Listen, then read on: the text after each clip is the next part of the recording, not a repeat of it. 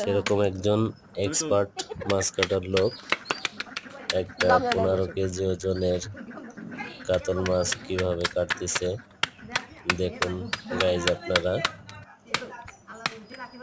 আসলে বাইরে থেকে আসছে, সেই ক্ষেত্রে তার একটু অভিজ্ঞতা আছে মাছ কাটার এবং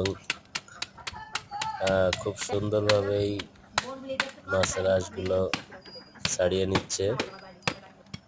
তো আসলে মূল কথা হচ্ছে কৌশল না জানলেই কিছু করা সম্ভব না।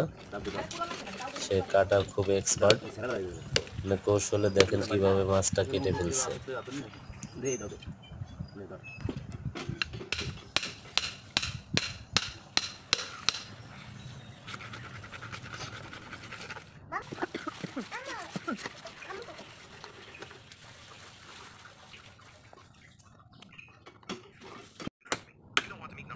এ বাবা, বাবা দেখো এই পার্কে এই কত বড় সাপ।